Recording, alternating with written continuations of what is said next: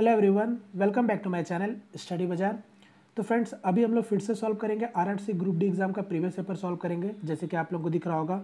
तो आज हम लोग सॉल्व करने जा रहे हैं 18 अगस्त का पेपर, जो कि फर्स्ट शिफ्ट में पूछा गया था। तो इसी शिफ्ट के पूछे गए सारे मैथ के क्वेश्चन को इस वीडियो में हम लोग डिस्कस करने वाले हैं, और मैं उम्मीद करता हूँ कि आप लोग भी अपने तरफ से खूब ज़्यादा प्रैक्टिस कर रहे होंगे। तो चलिए मैं सेशन को यहाँ पर कंटिन्यू करता हूँ बिना किसी टाइम वेस्ट के। तो ये रहा आपका आज का पहला क्वेश्चन। सारे क्वेश्चन को आपको खुद से ट्राई करना है, जैसे कि मैं बार बार बोलता हूँ। पहला क्वेश्चन आपके सामने है। आपको क्या बोला गया था कि इसको भिन्न के रूप में निरूपित कीजिए। ठीक है, इसको आपको लिखना था, फ्रैक्शन के टर्म में इसको करना था। तो आपको पता है, ये देखो रिपीटिंग डेसिमल है, इसको हम कैसे कर सकते हैं, 2.6 के ऊपर बार लगा सकते हैं। ठीक है, क्योंकि ये रिपीटिंग डेसिमल है। प्लस 2.7 के ऊपर में हम लोग बार लगा सकते हैं, क्योंकि ये भी यहाँ पर रिपीटिंग डेसिमल है, 0.7777 इस तरीक़े से। अब आपको इसको फ्रैक्शन के टर्म में आप इसको आसानी से कर सकते हो। तो यहाँ पर क्या हो जाएगा, देखो इसको ऐड करना है तो आप यहाँ से ऐसे भी देख सकते हो, 2 और 2 4 हो गया, क्योंकि मैंने आपको बताया 2.6 अगर है इसको इस तरीक़ा से आप इसको कैसे लिखते हो, 2 प्लस यहाँ पर 0.6 को अलग कर देते हो। तो यहाँ पर आप डायरेक्ट भी देख सकते हो, 2 और 2 4 हो जाएगा, तो 4 तो हो गया, प्लस 6, तो यानी ये क्या हो जाएगा, प्लस, यानी कि आपको पता है नीचे क्या लिखते हैं, 9/6 प्लस 7/9। तो यहाँ पर अगर आप देखोगे तो 9 9 एलसीएम हो गया, 7 6 13, यानी कहने का मतलब है 13/9। तो इसको सॉल्व करेंगे तो क्या हो जाएगा, 9 × 36 और 36 और 13 49, 49/9। तो करेक्ट आंसर हो जाएगा ऑप्शन नंबर डी। क्लियर है। एक क्वेश्चन आपसे ये पूछा गया था, दी गई आकृति ए बी अगर पैरेलल है क्यूपी का, ए बी दे रखा है, पी क्यू दे रखा है, आर बी दे रखा है, बी पी दे रखा है, तो आपसे पी क्यू का मान पूछा था। तो बताओ। तो इसको मैं यहाँ पर एक बड़ा सा दे दिया हूँ फिगर, अब आपको दिख रहा होगा अच्छे से। तो आपको यहाँ पर पी क्यू का मान पूछा था, तो यहाँ पर आप बीपीटी थ्योरम लगा सकते हो सिंपली। तो अगर मेरा ये वाला पैरेलल है, इसका क्यूपी का पैरेलल है, ए बी पैरेलल है क्यूपी का, तो रिलेशन आप जानते होंगे, A B by Q P equal to R B by B P. बस इस थ्योरम में आप पुट करके इसका एक्स का मान निकाल सकते हो। हमसे मगर पूछा था पी क्यू का मान, ठीक है, तो पी क्यू का मान निकाल सकते हो। तो मैं इसको हटाता हूँ, चीज़ें आप समझ गए हो। तो अब यहाँ से आपको डायरेक्ट करना है, मैं केवल आपको दिखाता हूँ कि चीज़ें आपको समझ आए कि क्या हुआ कैसे हुआ। बाद बाकी जब आप चीज़ें समझोगे तो आपको इतना करने का ज़रूरत नहीं है। ये x/2 है, 2 को नीचे ले आ रहा हूँ, और R B by B P, तो ये x+1। अब आप इसको सॉल्व कर सकते हो। तो यहाँ क्या हो जाएगा, मैं इसको क्रॉस कर दे रहा हूँ, क्रॉस मल्टीप्लिकेशन से। तो 2x का 2x स्क्वायर हो गया, प्लस 2x हो गया, x स्क्वायर हो गया, और यहाँ 10x हो गया। इसको सॉल्व करेंगे तो ये क्या आ गया, मेरा x स्क्वायर आ गया, और ये क्या आ जाएगा, 8x आ जाएगा। x से x कैंसिल हुआ, तो x का मान क्या निकल के आया, मेरा 8 निकल के आया। x का मान क्या निकल के आया, 8। हमसे पूछा था पी क्यू का मान बताओ, पी क्यू का मान बताओ, यानी इसका मान आपसे पूछा था। तो ये क्या होगा, x + 10 है, तो x का मान मेरा कितना है, 8। तो 8 और 10 18, यानी 18 इकाई, यानी 18 यूनिट इसका आंसर हो जाएगा, ऑप्शन नंबर 3। यहाँ पर एक क्वेश्चन पूछा गया था, एक मोटर कार 60 किलोमीटर प्रति घंटा की चाल से चलना शुरू करती है, और प्रत्येक 2 घंटा के बाद इसकी चाल में 15 किलोमीटर की वृद्धि होती है। तो इसे 360 किलोमीटर की दूरी को तय करने में कितना समय लगेगा, बताओ। तो आपसे क्या पूछा है, टाइम। ठीक है, क्या पूछा है, टाइम। तो टाइम इक्वल टू पहले होता है क्या है, डिस्टेंस बाई स्पीड, हम सभी को पता है। मगर क्वेश्चन में ट्विस्ट क्या डाला है कि 60 किलोमीटर का स्पीड से वो चलना शुरू तो करता है, मगर हर 2 घंटा में 15 किलोमीटर का स्पीड उसका बढ़ता जाता है। तो आप ऐसे समझ सकते हो, 60 किलोमीटर का स्पीड से अगर चल रहा है तो 2 घंटा तो पहले चला होगा, प्लस उसके बाद स्पीड कितना हो जाएगा, 75 का स्पीड हो जाएगा, फिर से 2 घंटा चला होगा। बात समझ रहे हो। तो इसी तरीके से ये आगे बढ़ता गया होगा। तो हमसे पूछा था कि 360 किलोमीटर का दूरी को तय करने में कितना समय लगेगा। तो आप देखो कि पहले 2 घंटा में वो 120 का अगर किलोमीटर का दूरी तय किया है, और फिर अगले 2 घंटा में अगर वो 150 किलोमीटर का दूरी तय कर रहा है, तो टोटल 4 घंटा में मेरे को दिख गया कि टोटल 4 घंटा में वो 270 किलोमीटर तो दूरी तय कर ही चुका है। तो अब आपके पास बचा कितना दूरी तय करना, 90 किलोमीटर। 90 किलोमीटर को तय करना है और अब उसके बाद स्पीड क्या हो जाएगा 75 के बाद, यानी 15 किलोमीटर प्रति घंटा से फिर बढ़ चुका है, यानी अब जो स्पीड चलेगा वो 90 का स्पीड से चलेगा। और डिस्टेंस भी आपको ट्रैवल कितना करना है 90 करना है। तो टाइम क्या होता है डिस्टेंस बाय स्पीड, तो डिस्टेंस है 90 और स्पीड भी हो गया 90। तो अब अगला कितना और समय लगेगा 1 घंटा और लगेगा, यानी पहले 2 घंटा 2 घंटा 4 घंटा और 1 घंटा यहाँ 5 घंटा, यानी टोटल 5 घंटा का समय लगेगा। Correct answer option number second. Clear. एक क्वेश्चन ये पूछा गया था, इसको ट्राई करो। किसी वस्तु का क्रय मूल्य दे रखा है, उसमें 2000 की कम है, मतलब किसी वस्तु का क्रय मूल्य 5000 से 2000 कम है। डीलर इस पर 10% का छूट देता है और इसके बाद रिटेलर अपने क्रय मूल्य यानी सीपी पर 5% का छूट देता है। तो ग्राहक के लिए अंतिम विक्रय मूल्य यानी सेलिंग प्राइस आपसे पूछा गया है, बताओ क्या होगा। अब आप समझ रहे हो कि अगर यहां पर बोला है कि किसी वस्तु का क्रय मूल्य 5000 था मगर उसमें 2000 कम है, ठीक है, क्रय मूल्य में 2000 कम है, तो 2000 जब अगर आप इसमें कम कर दोगे तो इसका मतलब बचा कितना 3000। 3000 का हो गया, 2000 तो कम हो गया। अब उसमें से भी डीलर क्या किया 10% का छूट दे दे रहा, ठीक है। डीलर इसमें 10% का अगर छूट देगा तो बचा कितना 10%, यानी 10% छूट दोगे तो 300 का छूट हो गया, यानी 2700 रुपया हो गया।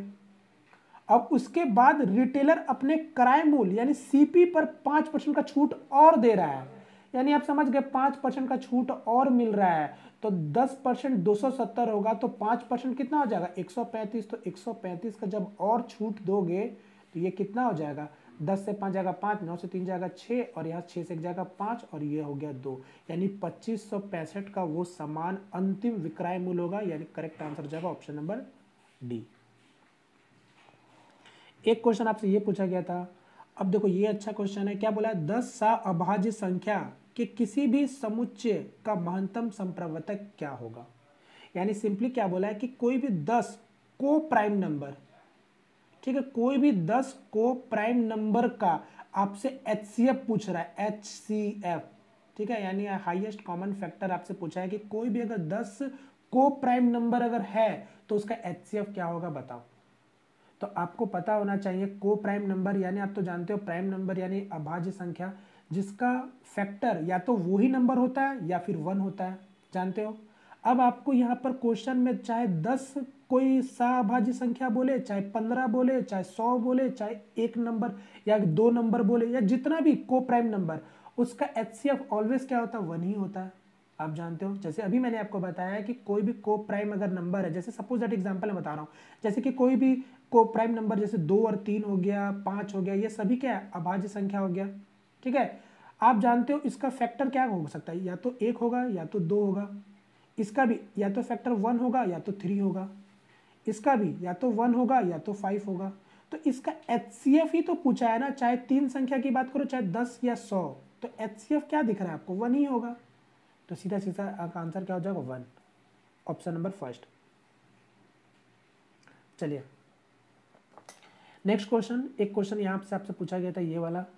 अब आप देखो अगर आपने प्रीवियस 2 सेट पेपर जो मैंने आपको सॉल्व कराया आपको पता होगा, मैंने आपको बार बार बोला है कि प्रीवियस पेपर में आपका अगर आप अच्छे से एनालिसिस करोगे तो आपको खुद ही समझ आ जाएगा कि एग्जाम का पैटर्न क्या था। आप देखो ये भी क्वेश्चन फिर से किससे पूछ लिया, मोड से पूछ लिया, वो भी ग्रुप डेटा का मोड से पूछा है, बहुलक का क्वेश्चन है। अब आप इसको बना सकते हो ईजिली, तो मैं यहाँ पर डायरेक्ट क्वेश्चन बना रहा हूँ।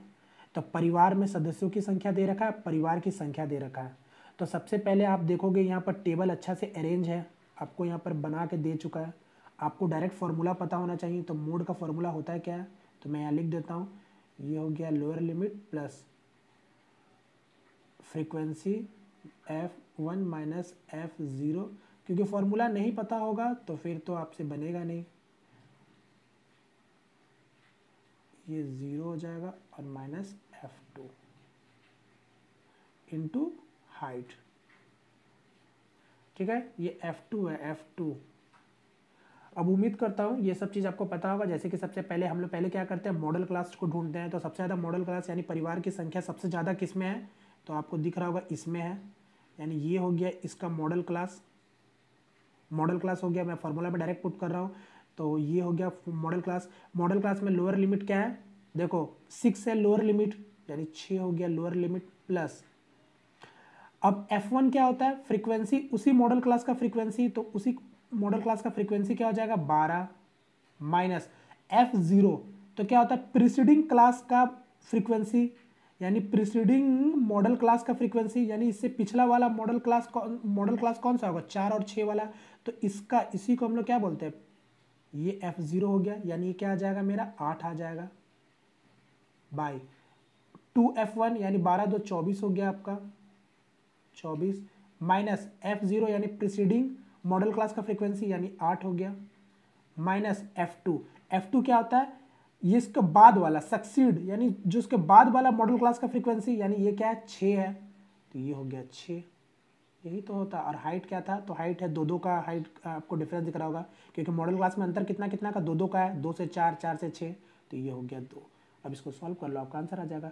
तो 12 से 8 जाएगा 4, तो 6 प्लस 4, नीचे क्या आ जाएगा 8 6 14, यानी ये 10 हो गया और ये 2 हो गया, तो 2 से काटेंगे 5 बार में, यानी 4/5 कितना 0.8, तो 6.8 इसका correct answer, option number first. एक क्वेश्चन आपसे ये पूछा गया था, ये भी क्वेश्चन भर भर के हर शिफ्टों में पूछा जा रहा था।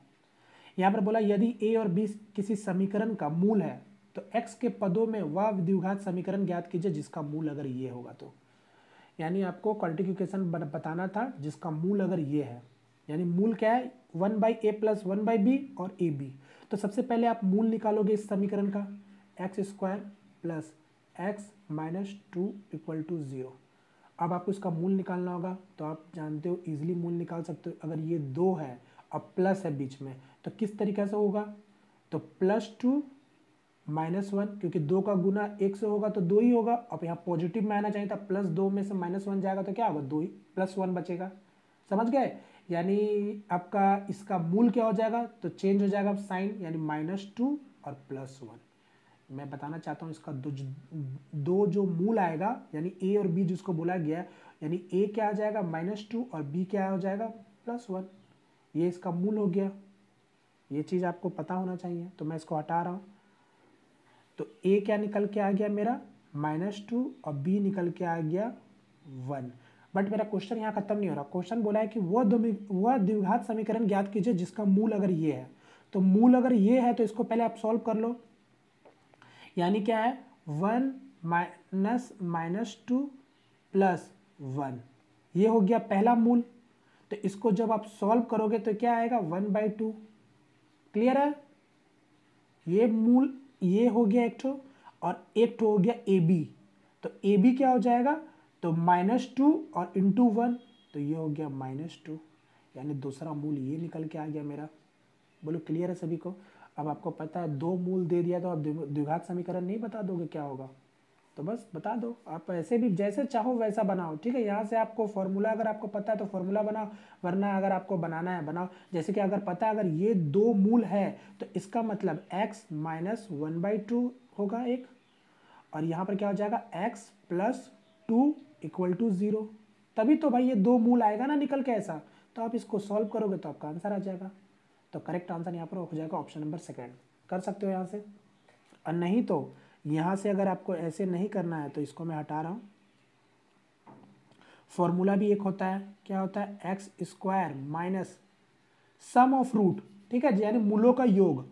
मैं हल्का से लिख भी देता हूँ, sum of root into x plus ये क्या हो जाता है प्रोडक्ट ऑफ रूट, यानी मूलों का गुणनखंड। ठीक है, उम्मीद करता हूँ आपको चीज़ें समझ आ रहा होगा, = 0। तो बस इस फॉर्मूला से भी आप बना सकते x² - सम ऑफ रूट, यानी मूलों का योग, आप दोनों का मूल का योग निकाल के x से मल्टीप्लाई करके प्लस प्रोडक्ट ऑफ रूट, दोनों का प्रोडक्ट करके बना लेना। ऐसे भी जैसा चाहो बनाओ, आंसर में आपका एक ही आने वाला है। चलिए हटाते हैं इसको। एक क्वेश्चन ये पूछा गया था ट्रिग्नोमेट्री से, इसको सॉल्व कर सकते हो। तो अंदर में क्या है 1 - cos थीटा और 1 + cos थीटा। आंसर आपने बता दिया होगा, ऑप्शन नंबर फर्स्ट होगा, क्योंकि यहाँ पर हमको सिंपली कॉन्जुगेट करना है, यानी ऊपर नीचे 1 - cos थीटा से गुना कर देना है। अब चीज़ें आपको यहीं से समझ आ गया होगा, करने का आगे ज़रूरत है नहीं, बट फिर भी अगर चीज़ें समझ ना आए, मैंने आपको बारह बोला, जब चीज़ें समझ नहीं आती है तो पेन पकड़ने में कोई बुराई नहीं है। तो ऊपर देखो ए माइनस बी यानी अंदर में क्या हो जाएगा, ये वाला 1 माइनस कॉस का होल स्क्वायर, और नीचे क्या ए प्लस बी ए माइनस बी के फॉर्म में आ गया, यानी ए स्क्वायर माइनस बी स्क्वायर, चूंकि 1 माइनस कॉस स्क्वायर थीटा क्या होता है, साइन स्क्वायर थीटा होता है। ये चीज़ हम सभी लोग जानते हैं। अब रूट का बाहर जब निकलेगा तो ये क्या हो जाएगा, 1 माइनस कॉस थीटा, और नीचे क्या हो जाएगा, केवल साइन थीटा। अब इसको अलग करोगे तो क्या आ जाएगा, 1 minus sine theta minus cos theta by sine theta. तो 1 माइनस साइन थीटा क्या होता है, तो ये तो होता है मेरा cosec theta, minus cos theta by sine theta क्या होता है, ये होता है कॉट थीटा। तो आंसर हो जाएगा ऑप्शन नंबर फर्स्ट। एक क्वेश्चन आपका डीआई से पूछा गया था और डेटा इंटरप्रिटेशन से भी क्वेश्चन आपके पूछे जाते हैं। ये हर बार पूछा जाता है, दो से तीन क्वेश्चन पूछे जाते हैं, ठीक है, हर शिफ्टों में। यहाँ पर क्या बोला है, निम्नलिखित लाइन ग्राफ का ध्यानपूर्वक अध्ययन कीजिए और इसका आधार पर पूछे गए प्रश्न का उत्तर दीजिए। तो ये आपको दिख रहा होगा, जैसे कि अगर आप अच्छे से देखेंगे तो नंबर ऑफ साइकिल यानी साइकिल की बिक्री को दर्शाया गया है कंपनी 2000, मतलब कोई कंपनी है जिसका साइकिल की बिक्री को दर्शाया गया है 2012 से लेकर 2017 तक के बीच में। जैसे कि आपको दिख रहा होगा 2012 में 25 का सेलिंग हुआ, फिर 45 का सेलिंग, फिर 38, 70, 50 और ये हो गया 90। क्लियर है सभी को समझ आ गया। ये आपका पहले डीआई क्या बोला गया। क्वेश्चन क्यों आते हैं, क्वेश्चन में बोला गया है 2013 में बेची गई साइकिलों की संख्या 2017 में बेची गई साइकिलों की संख्या का लगभग कितना प्रतिशत के बराबर है। तो 2013 में पहले साइकिल का बिक्री कितना हुआ है, तो आप देखोगे, ये देखो 45 का बिक्री हुआ है, ठीक है, 45,000 है। अब 1000 को हटा सकते हो क्योंकि हम सब अगर नंबर जैसा भी यूनिट है हम उसको एक बराबर लेके चल रहे हैं 45, तो 45,000 समझने का जरूरत नहीं, आप 45 भी समझ सकते हो कि 2013 में जो साइकिल की बिक्री वो 45 है। 2017 में साइकिल की बिक्री कितनी हो रही है, 90 की बिक्री हो रही है। तो देखो तो कितना का इंक्रीमेंट हो रहा है, आप साफ साफ दिख रहा है 45, ये आपका 45 है और ये 90 है। तो क्या बोला था आपको कि 2013 में बेची गई साइकिलों की संख्या 2017 में बेची गई साइकिलों की संख्या का लगभग कितना प्रतिशत का बराबर है। तो 2017 में कितना बिका है आपका, 90 बिका है, और 2013 में कितना बिका था, 45 बिका है। तो कितना का बराबर है, कितना का बराबर है, ध्यान से देखो क्वेश्चन में बोला है 2017 में बेची गई साइकिलों की संख्या का कितना लगभग कितना बराबर। तो 2017 में बिका है 90 और 2013 में बिका 45, तो 45% यानी 50% का ही तो बराबर है ना, हाफ तो है इसका। तो 50% यानी इसका करेक्ट आंसर हो जाएगा ऑप्शन नंबर थर्ड, 50% बराबर है। चलिए 2013 के रेस्पेक्ट में पूछता तो 100% होता है, बात समझ रहे, बट यहां पर पूछा था 2017 के रेस्पेक्ट में। चलिए यदि दो संख्या का बीच का अंतर 52 है, 7 और 3 के अनुपात में है, तो दोनों संख्या में बड़ी संख्या बताओ क्या है। तो दो और संख्या जो आपको दे रखा है ये, और उनके बीच का डिफरेंस भी दे रखा है, तो डिफरेंस इनके बीच में कितना यूनिट का दिख रहा है, 4 यूनिट। 4 यूनिट ही तो 52 के बराबर है, तो 1 यूनिट का मान कितना होगा, 13। हमसे पूछा था बड़ा संख्या, तो बड़ा संख्या यही होगा, तो 7 गुना 13 91, correct answer option number D. एक क्वेश्चन आपसे ये पूछा गया था, उस त्रिभुज का क्षेत्रफल ज्ञात कीजिए जिसकी भुजाएं आपको दे रखा है। अब देखो भुजाएं आपको दे रखा है, अब ये कौन सा त्रिभुज है आपको पता नहीं है। अगर हमको ट्रिपलेट देखते हैं तो बता देते कि ये क्या है, एक राइट एंगल ट्रायंगल है, बट ये कोई सा भी ट्रायंगल दिख नहीं रहा, समझ नहीं आ रहा, नॉर्मल सा ट्रायंगल है। तो जब नॉर्मल सा ट्रायंगल और आपको एरिया निकालना है साइड से, तो डायरेक्ट आप हीरो फार्मूलाज लगा सकते हो। तो यहाँ पर मैं डायरेक्ट हीरो फार्मूला लगा रहा हूँ, उम्मीद करता हूँ सभी को पता होगा formula, S minus A, S minus B, S minus C, ये देगा क्या आपको, एरिया निकाल के। अब ये एस होता क्या है, तो A plus B plus C by 2 होता है।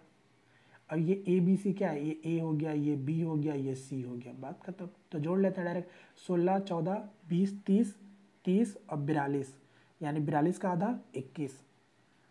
तो इसको डायरेक्ट सॉल्व करते हैं, तो 21 हो गया, 21 में से 12 जाएगा, तो 21 में से 12 जाएगा तो क्या हो जाएगा, 9 गुना 21 में से 14 जाएगा तो ये हो जाएगा 7 गुना 21 में से 16 जाएगा तो ये हो जाएगा 5। अब आप इसको सॉल्व कर सकते हो। तो मैं इसको अगर यहाँ सॉल्व करना चाहूँ तो देखो ये अंदर रूट में है, ठीक है, तो इसको अगर निकालना चाहूँ आसानी से, तो ध्यान से देखो ये 21 है, ठीक है, 21 है और ये 9 है। 9 का मतलब समझ आ रहा है, 3 गुना 3। जैसे जब 3 गुना 3 लिखे तो 7 का गुना 3 से होगा तो 21 हो जाएगा। तो 21 तो बाहर निकल जाएगा ना आसानी से, क्योंकि एक तो 21 यहाँ था और एक तो 21 हमने बना लिया, तो 21 बाहर निकल जाएगा। तो अंदर में क्या बचेगा, एगो 3 और एक तो यहाँ का 5। तो क्या हो जाएगा 21√15। करेक्ट आंसर ऑप्शन नंबर 3, ठीक है, मीटर स्क्वायर। चलिए नेक्स्ट क्वेश्चन। एक क्वेश्चन ये पूछा गया था, एक ट्रक 60 किलोमीटर प्रति घंटा के चाल से शहर पी से शहर क्यू तक की यात्रा करता है और उसी मार्ग से 100 किलोमीटर के चाल से शहर पी तक वापस लौटता है, तो दी गई यात्रा में ट्रक की औसत चाल बताओ क्या होगा। तो एवरेज स्पीड पूछा है, तो एवरेज स्पीड होता है क्या, total distance by total time, ठीक है, ये होता है फॉर्मूला। बट फॉर्मूला पे जाने की जरूरत क्या है, आपको तो पहले ही बोल रखा था कि भाई कोई जो पी से क्यू का बीच का डिस्टेंस, ठीक है, कितना भी हो मेरे को फर्क नहीं पड़ता है। पहले तो गया 60 के स्पीड से और वापस लौटा है 100 के स्पीड से। मेरे को पता है डिस्टेंस अगर कांस्टेंट है तो एक डायरेक्ट फॉर्मूला जो सभी को पता है एवरेज स्पीड निकालने क्या हो जाता है, S1 इंटू S2, ठीक है, 2 टाइम्स, याद रखना 2S1 into S2 into 2 by S1 plus S2। तो ये फॉर्मूला डायरेक्ट आप लगा सकते हो। तो मैं इसको अगर सॉल्व करूँ तो क्या हो जाएगा, यानी 2 टाइम्स 100 इंटू 60 और नीचे कितना हो जाएगा 60 और 100 160। सॉल्व कर लो। तो 40 से 20 से काटेंगे 8 बार में, तो 20 से काटेंगे 3 बार में, फिर 2 से काट देंगे 4 बार में और 4 से काटेंगे 25 बार में। तो 25 गुना 3 क्या, 75 किलोमीटर प्रति घंटा। Correct answer option number first. एक क्वेश्चन आपसे ये पूछा गया था, ए 100 अंडे 4 मिनट में गिन सकता जबकि बी उतने ही अंडे 5 मिनट में गिन सकता। यदि वो एक साथ मिलकर 450 अंडे गिनने के लिए काम करते हैं तो उन्हें कितना समय लगेगा। तो बताओ। अब देखो ये सब क्वेश्चन क्या है, टाइम एंड वर्क वाला क्वेश्चन है। आपको पता है, देखो कॉन्सेप्ट सेम लगने वाला है बट चीज़ों को देखो कितना अच्छे से घुमा दिया गया। अंडे गिन रहे हैं या फिर पाइप नल वाला कॉन्सेप्ट है, सेम कॉन्सेप्ट सब है, बस चीज़ों को तो घुमा घुमा के आपको दिया हुआ है। तो इसको ट्राई करो आप लोग। अब देखो क्वेश्चन में जब बोल रखा था कि ए 100 अंडे 4 मिनट में गिन सकता है, तो 4 मिनट में 100 अंडे अगर गिन रहा है यानी कोई काउंटिंग कर रहा है, तो इसका मतलब 1 मिनट में कितना अंडे काउंटिंग कर रहा होगा, 25 अंडे। उसी तरीके से बी के बारे में बोला है कि बी उतने ही अंडे, ठीक है, बी उतने ही अंडे यानी 100 अंडे 5 मिनट में काउंट कर रहा है, तो इसका मतलब 1 मिनट में बी कितना काउंट कर रहा होगा, 20 अंडे। बोलो समझ आ रहा है। अभी जो क्वेश्चन बोला बस मैंने वही किया है, क्योंकि हमको पहले एक उन लोगों का कैपेसिटी निकाल रहा है कि ए 1 मिनट में 25 अंडे काउंट कर रहा है और बी 1 मिनट में 20 अंडे काउंट कर रहा है। हमसे पूछा था दोनों मिलकर 450 अंडे काउंट करने में कितना समय लगाएगा। तो इसका मतलब जब दोनों मिलकर 2 मिनट में कितने अंडे काउंट करेगा, 45 अंडे काउंट करेगा। तो ये 45 अंडे काउंट करने में अगर 2 मिनट लगा रहा है तो 450 अंडे को काउंट करने में कितना मिनट लगाएगा बताओ। ठीक है, और सॉरी माफ़ी चाहूँगा, देखो यहाँ पर गलती क्या हो गया। देखो 1 मिनट में ये 25 अंडे काउंट कर रहा है, बी भी 1 मिनट में 20 अंडे काउंट कर रहा है।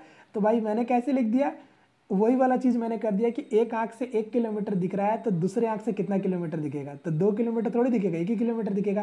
तो 1 मिनट में अगर ये 25 अंडे काउंट कर रहा है, ये भी 1 मिनट में 20 अंडे काउंट कर रहा है, तो दोनों मिलकर तो 1 मिनट में 45 अंडे काउंट करेंगे ना।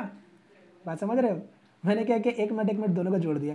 तो ठीक है चलो, 45 अंडे को काउंट करने मतलब 1 मिनट में 45 अंडे दोनों मिल के काउंट कर रहे हैं, तो 450 अंडे काउंट करने में कितना मिनट लगेगा, 10 मिनट। तो correct answer option number D. Clear है। चलिए एक क्वेश्चन ये पूछा गया, वर्तमान में मेरे पिता की आयु मुझसे 25 वर्ष अधिक है। 5 वर्ष पहले हमारी आयु का योगफल 39 वर्ष था, तो मेरी वर्तमान आयु ज्ञात करें। बताओ। यानी प्रेजेंट में मेरे पिताजी का मेरे आयु कितने का डिफरेंस है, 25 वर्ष का है। आपको पता है एज का कॉन्सेप्ट में कि एज का डिफरेंस कभी भी नहीं बदलता है। अगर आज मेरे और आप में जितना भी साल का अंतर है, वही अंतर जितना भी साल आगे हो या पीछे हो, वो अंतर कभी भी नहीं घटता है।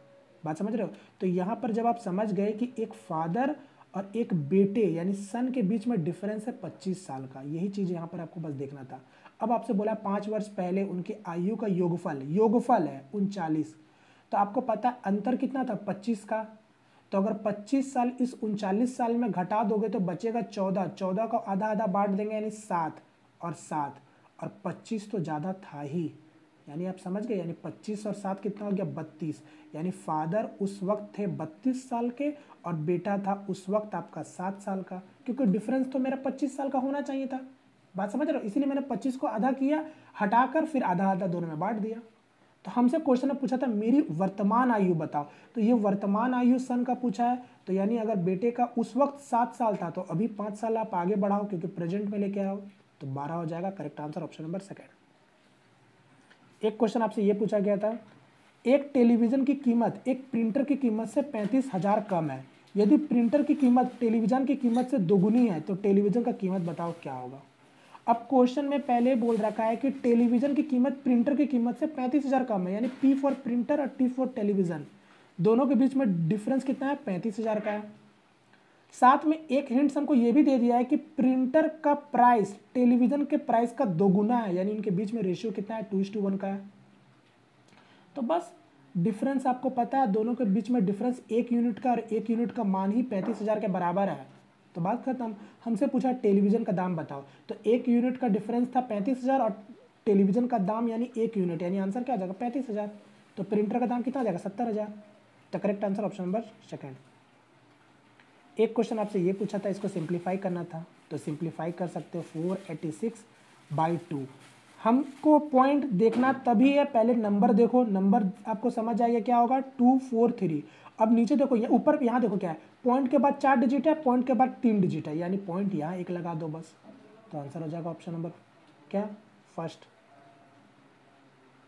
और ऐसे भी ऑप्शन देखोगे तो 243 के सिवा और कहीं है क्या, नहीं है। चलो एक क्वेश्चन ये पूछा गया था, 2 डिब्बे में 7 और 5 के अनुपात में चॉकलेट है, यदि दोनों डिब्बे में चॉकलेट की संख्या का अंतर 28 है तो अधिक संख्या वाले डिब्बे में चॉकलेट की संख्या बताओ क्या है। तो देखो एक ही वही सेम क्वेश्चन का कॉन्सेप्ट अभी पहले भी पूछा गया, 7 और 5 के अनुपात में चॉकलेट है, डिब्बों में चॉकलेट की संख्या का अंतर है 28, तो दोनों के बीच में डिफरेंस कितना का दिख रहा है 2, तो 2 का मतलब 28, क्योंकि यही तो अंतर है ना, इनके बीच में भी 2 यूनिट का, तो 2 यूनिट का मतलब 28, तो 1 यूनिट का मतलब 14। हमसे पूछा था सबसे ज़्यादा संख्या वाला चॉकलेट को बताना है, तो 7 है, यानी 14 गुना 7 98, यानी correct answer option number second. एक क्वेश्चन आपसे ये पूछा गया था, सिंप्लीफाई करना था, तो सिंप्लीफाई है आपको, यानी 5 के पावर में 3 है, 5 के पावर में 4 है, 5 के पावर में 2 है, तो क्या हो जाएगा, बेस आपका सेम हो तो पावर क्या हो जाता है ऐड हो जाता है, तो यानी 4 3 7 और 2 9, यानी 5 का पावर में 9 हो जाएगा, तो करेक्ट आंसर हो जाएगा ऑप्शन नंबर फर्स्ट। एक क्वेश्चन आपका ये पूछा गया था, इसको ट्राई करो। अब यहाँ पर क्या बोला, शीर्ष, ये आपको शीर्षों से बनने वाली चतुर्भुज ABCD का क्षेत्रफल ज्ञात कीजिए। यानी क्या बोला है, आपको 4 वर्टिसेस दे रखा है और किसी क्वाड्रिलेटरल ABCD का आपको एरिया पूछा गया, यानी ABCD 4 वर्टिसेस दे रखा है और आपको उसी क्वाड्रिलेटरल का एरिया फाइंड करने को बोला गया। अब आप इस क्वेश्चन को जैसा चाहो वैसा बना सकते हो। जब मेरे को 4 गो शीर्ष दे रखा है, अब ये किस टाइप का चतुर्भुज है मुझे नहीं पता, ये A है, ये B है, ये C है और ये D है। आपको पता अगर ये चतुर्भुज है, 4 भुजा वाला चतुर्भुज है, तो यहाँ से अगर हम एक लाइन डालते हैं तो क्या हो जाएगा, ट्रायंगल, एक त्रिभुज ADC, एक त्रिभुज ADC और एक त्रिभुज हो जाएगा ABC। यानी आप सिंपली अगर दोनों का एरिया ADC ट्रायंगल और ABC ट्रायंगल दोनों का एरिया अगर निकाल कर जोड़ दोगे तो ये चतुर्भुज का एरिया आ जाएगा कि नहीं आ जाएगा, आ जाएगा बड़ी आसानी से। और आप जानते होंगे ये फॉर्मूला कि किसी भी त्रिभुज का जब आपको 3 शीर्ष दे दिया जाए ABC तो आप एरिया निकालना जानते हो कि नहीं, ये फॉर्मूला से। मैं फॉर्मूला लिख देता हूँ, 1/2 x1 y2 minus y3 plus x2 y3 minus y1 plus x3 y1 minus y2। बोलो ये फॉर्मूला किसको किसको पता है। बस इसी फॉर्मूला के मदद से आप इस क्वेश्चन को भी आसानी से बना सकते हो। यहाँ पर हमको क्या करना है, एक ही ट्रायंगल का एरिया, देखो हमको 3 शीर्ष दे रखा है, तीनों शीर्ष की मदद से इस ट्रायंगल का एरिया निकाल लेंगे और चूंकि बेस सेम है तो यानी ये जो चतुर्भुज होगा ये दोनों इक्वल ट्रायंगल में बटेगा, यानी दोनों का ट्रायंगल का एरिया क्या होगा एक बराबर होगा तो एक ट्रायंगल का एरिया निकाल दो और 2 से उसको गुना कर दो, बस आपका आंसर आ जाएगा। समझ गए? उम्मीद करता हूँ ये चीज़ें सभी लोगों को समझ आ गया होगा। अब आप यहाँ पर बोलोगे क्या या इसको हम इसी टाइप से बना सकते हैं क्या? नहीं, आप इसको चाहो तो डिस्टेंस फॉर्मूला भी लगा के बना सकते हो। कैसे बना सकते हो? आपको 4 शीर्ष तो दे रखा है ना, ABCD, ठीक है, मैं आपको उसी तरीके से बना लेता हूँ, क्योंकि चतुर्भुज ये किस टाइप का चतुर्भुज है मुझे नहीं पता। अगर ये पता चल जाता तो फिर आप इसको और आसानी से बना सकते थे। तो देखो ये कैसे पता चलेगा, तो हमको निकालना पड़ेगा डिस्टेंस फॉर्मूला से। तो ये वाला हो गया मेरा 0, देखना अच्छे से, ये आपको शीर्ष हो गया 0 और -2, B क्या हो गया 2 और ये 1 हो गया, C कितना हो गया 0 और ये 4 हो गया, और ये हो गया -2 और ये 1 हो गया। अब आपको उम्मीद करता हूँ डिस्टेंस फार्मूला सभी को पता होगा। अगर मैं ए बी निकालूँ तो अंडर रूट क्या होता है, y2 माइनस y1 का whole square plus x2 minus x1 का होल स्क्वायर। तो 2 में से 0 जाएगा, 2 का स्क्वायर 4 हो जाएगा, और 1 माइनस और माइनस माइनस प्लस यानी 3 का स्क्वायर 9। तो ये क्या आ जाएगा मेरा √13 आएगा जाएगा। बोलो ये कितना आया, ये क्या आ रहा है √13 आ गया। उसी तरीके से जब आप BC निकालोगे तो ध्यान से देखो, अब आपको करने का जरूरत नहीं है। 0 से 2 जाएगा 4 और 4 में से 1 जाएगा 3, यानी 3 का स्क्वायर 9 और 2 का स्क्वायर 4, 9 4 13, यानी ये भी क्या आ गया √13 आ गया। अब CD निकालोगे तो फिर से देखो 0 माइनस यानी प्लस हो जाएगा, 2 का स्क्वायर 4 और 4 से 1 जाएगा 3 यानी 9, यानी ये भी क्या आ जाएगा √13। और आप निकालोगे जब AD भी तो ये भी आ जाएगा √13। तो अब आप बोलोगे कि तो ये तो चारों साइड जब मेरा एक बराबर हो गया तो क्या ये तो स्क्वायर हो गया? नहीं, आपको पता होना चाहिए कि अगर 4 साइड इक्वल है तो ये स्क्वायर भी हो सकता है, साथ ही साथ ये रोम्बस भी हो सकता है। ठीक है, रोम्बस का भी 4 साइड बराबर होता है। अब हमको यहाँ चेक करना होगा डायगोनल पर भी, क्या ये डायगोनल क्या इसका एक बराबर है? तो डायगोनल चेक कर लो। तो उसी तरीके से डायगोनल भी निकालना आसानी से। तो 2 का स्क्वायर 2 माइनस 2 यानी क्या हो जाएगा 4, 16, 16 बाहर निकल जाएगा क्योंकि 1 1 0 हो गया। तो यानी क्या आ गया मेरा BD, ये BD मेरा क्या निकल के आ गया 4 निकल के आ गया। उसी तरीके से AC जब निकालने जा रहा है तो 0 से माइनस जाएगा 0, तो 0 का स्क्वायर 0 और 4 माइनस माइनस प्लस, तो 4 2 6 का स्क्वायर 36 और बाहर निकलेगा रूट से। तो ये मेरा AC क्या निकल के आ गया, ध्यान से देखो AC निकल के आ गया 6। अब आपको पता है स्क्वायर का डायगोनल भी क्या होता है, एक बराबर होता है कि नहीं होता है, मगर रोम्बस का डायगोनल क्या होता है, दोनों अलग अलग होता है। यानी अब आप समझ गए कि ये जो चतुर्भुज था वो क्या था, एक रोम्बस था। ठीक है, रोम्बस था। तो रोम्बस था तो इसका मतलब आप फार्मूला आप जानते हो, रोम्बस का क्या होता है formula, half into D1 into D2। तो एक भुजा एक आपका विकर्ण है 4 और दूसरा विकर्ण है 6। तो ऐसे भी बनाओगे तो आंसर में कोई फर्क नहीं आने वाला, 6 गुना 2 12, यानी करेक्ट आंसर हो जाएगा ऑप्शन नंबर 2। क्लियर है? उम्मीद करता हूँ मैंने आपको जो तरीका था मैंने आपको सारा तरीका बता दिया, अब जिससे आप जो जितना जल्दी समझ पाओगे उतना आसानी से बना पाओगे। ठीक है, उम्मीद करता हूँ ये चीज़ें सभी लोगों को समझ आ गया होगा। चलिए एक क्वेश्चन इसको देखो, यदि तीनों संख्या का अनुपात दे रखा है और उनके वर्गों का योग दे रखा है तो उन संख्याओं का गुणनफल ज्ञात करो। तो गुणनफल पूछा है तो ये क्या हो जाएगा 5x plus 6x plus 8x हो गया। तो इनका स्क्वायर कर देंगे तो क्या हो जाएगा 6 का स्क्वायर और 8 का स्क्वायर 100, यानी हो गया 100 125 एक्स स्क्वायर इक्वल टू किसके बराबर है, तो 1250 के बराबर है। यानी एक्स स्क्वायर का मान कितना आ गया 10। तो एक्स का मान कितना आ गया 10। हमसे तीनों का गुणनफल पूछा है तो 6 गुना 5 30 और 30 गुना 8 240 गुना, अब ये x बचा हुआ है, ठीक है, तो 3 टाइम्स √10 करेंगे। तो 3 टाइम्स यानी दो बार करेंगे तो क्या हो जाएगा 10 का मल्टीप्लाई हो जाएगा और साथ साथ आपका 10 हो जाएगा, यानी हो जाएगा इसका answer 2400 √10। Correct answer option number D। चलिए एक क्वेश्चन इसको ट्राई करो, यदि x और y संख्या के ऐसे दो अंक है कि यह संख्या 90 से विभाज्य है तो x प्लस y का मान बताओ क्या होगा। यानी ये जो संख्या है 115xy, आपको बोला है कि ये जो नंबर है ना ये नंबर 90 से डिविजिबल है, तो आपसे पूछ रहा है x प्लस वाई का मान बताओ क्या होगा।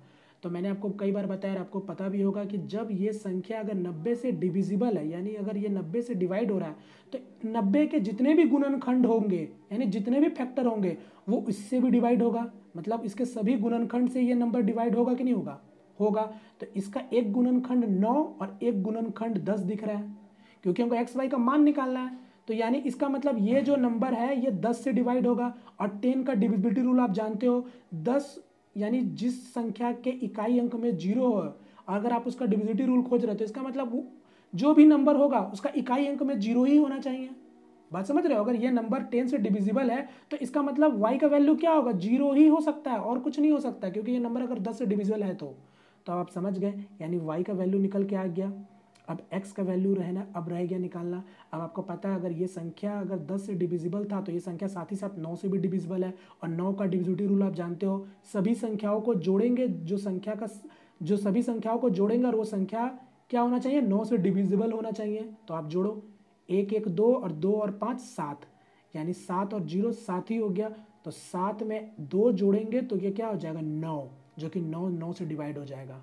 तो इसका मतलब x का मान आ गया 2 और y का मान आ गया 0। हमसे पूछा था इसी का वैल्यू, यानी करेक्ट आंसर क्या हो जाएगा 2। Correct answer option number D. चलो एक क्वेश्चन ये पूछा गया था, किसी रियायती बिक्री में 10,490 का अंकित मूल्य वाली एक साड़ी अब 9,441 में बेची जाती है, तो साड़ी पर कितने प्रतिशत का छूट दिया गया है बताओ। तो 10,490 वाला MP यानी मार्क प्राइस को कितने में बेचा गया है, 9,441 रुपये में। तो कितने का डिस्काउंट मिला है पहले हमको ये पता होना चाहिए। और यहाँ से हो गया 4 से 4 जाएगा 0, 10 से 9 जाएगा 1। तो कितने का डिस्काउंट मिला है, 1,049 का डिस्काउंट मिला। किस में मिला है, इसमें मिला है। तो आप ही बता दो अब आप लोग कितने का, ये कितना परसेंट के बराबर है। तो 10% कितना होता है 1,049, यानी करेक्ट आंसर हो जाएगा ऑप्शन नंबर सेकंड। एक क्वेश्चन ये पूछा गया था, ये समीकरण के मूलों में से एक का मूल आपको बता दिया गया, तो दूसरा मूल बताओ क्या होगा। अब ये जो समीकरण है x² - 12x + k = 0, इसका एक मूल क्या है 3। तो आपको पता है अगर ये इसका रूट है, यानी ये अगर इसका मूल है, तो इस इक्वेशन को ये सेटिस्फाई भी करेगा। यानी इस इक्वेशन में जब आप पुट करोगे तो वैल्यू क्या हो जाएगा LHS का 0 के बराबर हो जाएगा। तो पहले पुट करके हम लोग यहाँ से k का मान निकाल लेंगे। तो x के जगह पे 3 का वैल्यू जब आप पुट करोगे x = 3, तो 3 का स्क्वायर 9, अब 12 तिया 36 प्लस k = 0, तो ये क्या हो जाएगा -27। तो k का मान क्या आ गया 27, यानी अब आपको k का मान पता चल गया। तो क्या आ रहा है 27, तो मैं इसको हटा रहा हूँ, k का मान ही तो हमको निकालना था। अब x² - 12x + 27। अब आप यहाँ से इसका मूल नहीं निकाल लोगे आसानी से। ध्यान से देखो 27 किसको किस तरीके से ब्रेक कर सकेंगे हम लोग, 9 × 3 27 और 9 3 12, यानी -9 और -3 करेंगे तो -12 भी आ गया, और 9 -3 और -3 का गुना करेंगे तो 27 भी आ गया। इसका मतलब यही दो रूट होगा। तो जब आप इसको रूट में लोगे तो ये क्या आ जाएगा माइनस का प्लस, यानी 9 और 1 हो जाएगा 3। और x² का कोफिशिएंट कुछ नहीं है, इसलिए डिवाइड करना कुछ भी नहीं है, यानी 1 से डिवाइड करोगे तो वही आएगा। तो दो मूल आ गया 9 और 3, तो एक मूल तो दे ही रखा था, दूसरा मूल पूछा था, तो करेक्ट आंसर जाएगा ऑप्शन नंबर सेकंड। एक क्वेश्चन फिर से आपका DI का क्वेश्चन है, इसको देखो क्या आप लिखा, निम्नलिखित ग्राफ और तालिका जनवरी से अप्रैल तक 4 महीने के दौरान 2 सेल्समैन P और Q द्वारा बेची गई इकाइयों को दर्शाता है। ग्राफ एवं तालिका का अध्ययन करें और पूछे गए प्रश्न का उत्तर दें। तो देखो क्या लिखा, दो कोई सेल्समैन है P और Q, उनके द्वारा मंथली सेलिंग का आपको दर्शाया गया है कि मंथली में कितना कितना सेलिंग हो रहा है। जैसे देखो जनवरी, फरवरी, मार्च, अप्रैल, 4 महीनों का सेलिंग आपको बताया गया है PQ द्वारा। क्वेश्चन को देखते क्या लिखा, इन 4 महीनों के दौरान P और Q द्वारा बेची गई कुल इकाइयों का अनुपात क्या होगा बताओ। तो सिंपल आपसे रेशियो पूछा 4 महीनों का, तो जोड़ लेते हैं। P का कितना बिक्री हुआ, तो 8 3 11, 11 5 16, 16 और 9 25, यानी 25 हो गया। अब Q के द्वारा 6 4 10 और 17, 17 6 23, तो करेक्ट आंसर क्या हो जाएगा 25:23। Correct answer option number first. Clear है। नेक्स्ट क्वेश्चन, अब मेरा आज का लास्ट क्वेश्चन, जो कि आप लोगों के लिए होमवर्क क्वेश्चन है। अब ये क्वेश्चन का आंसर आप लोग मुझे कमेंट करके यहाँ पर बताना, ठीक है। और एक चीज़ मैं आपको बता दूँ, देखो जितने भी क्वेश्चन मैं आपको दिखाता हूँ वो सारा एक सेट पेपर का क्वेश्चन होता है। ऐसा मत सोचना कि मैं आपको इजी क्वेश्चन कराता हूँ, क्योंकि ऐसा नहीं है कि मैं इजी क्वेश्चन आपको एक फाइंड करके करा रहा हूँ। आपको प्रॉपर एक पूरा सेट का, जो आपका एक शिफ्ट में जितने भी मैथ के क्वेश्चन पूछे गए थे वो सब मैं आपको दिखाता हूँ। आप कुछ क्वेश्चन देखे होंगे बहुत इजी सा था, आपको लगा होगा ये इतना इजी सा है। देखो वो इजी क्वेश्चन सिर्फ इसलिए होते हैं क्योंकि आपको एग्जाम का जो प्रेशर होता है ना, उसको थोड़ा सा कूल ऑफ करने के लिए आपको दिया जाता है उस टाइप का क्वेश्चन, और इसी तरीके से आपका पेपर भी तैयार किया जाता है। ऐसा नहीं कि सब क्वेश्चन आपको हार्ड दे देगा, आपको तैयारी अच्छे से करना है ताकि आपको हर क्वेश्चन देख के ही लगे कि भाई ये सब क्वेश्चन बहुत ईजी है। बात समझ रहे हो मैं क्या कहना चाहता हूँ? तो इसलिए कोई भी क्वेश्चन को आपको छोटा नहीं समझना, प्रैक्टिस आपको दबा के करना है ताकि आपसे क्वेश्चन एग्जाम में जिस भी तरीके से पूछा जाए आप उसको आसानी से बना पाओ। ठीक है, उम्मीद करता हूँ ये चीज़ें आप समझ गए होंगे। तो चलिए फिलहाल यहाँ पर वीडियो को वाइंड अप करता हूँ, मिलते हैं फ्रेंड किसी नेक्स्ट वीडियो में, तब तक के लिए जय हिंद जय भारत।